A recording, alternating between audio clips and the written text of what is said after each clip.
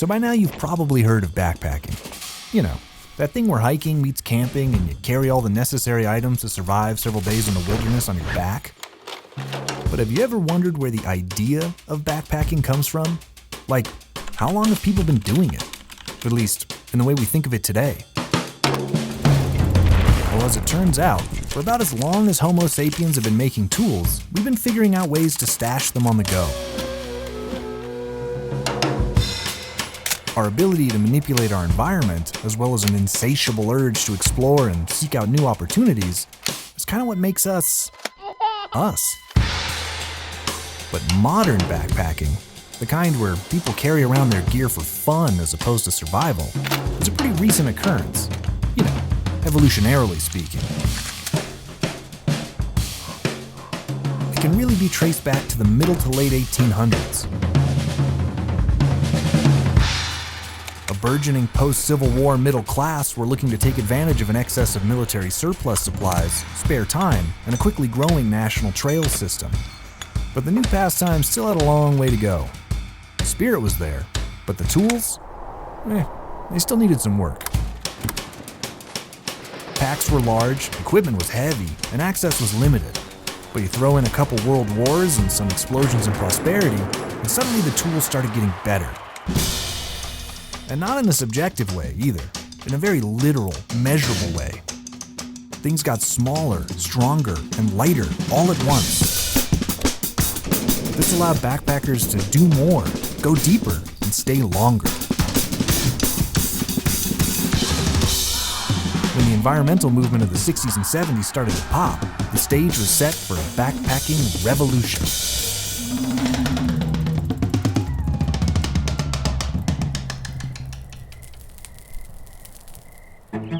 And that brings us to here, today, when anyone interested in spending a few days, weeks, or months in the backcountry has access to thousands of state-of-the-art tools. These days, the biggest challenge to overcome is trying to decide which tools to bring in the first place. But when it comes to getting out there, and by that I mean out there, there will always be one unshakable truth. Weight and space are at a premium, and whatever doesn't find its place in the pack won't make the journey.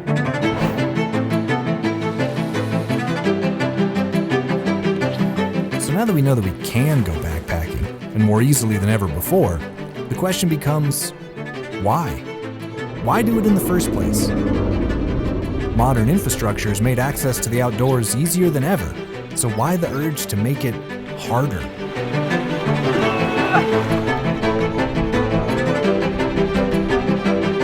Well, while the trailheads may be getting closer, many of the things that we turn to the wilderness for in the first place, like rugged, solitary places, intact natural systems, abundant wildlife, and yeah, even great fishing, seem to be getting farther and farther away.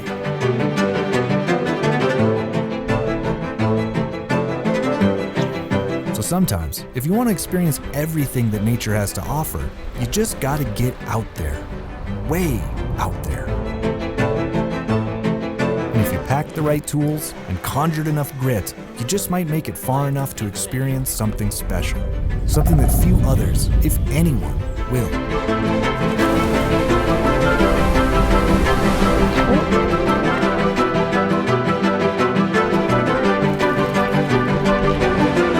And in the end, you might discover that it doesn't really matter if the fish were big, or small, or even there at all. What mattered was getting there, and all the things you found along the way, both out in the world and within yourself.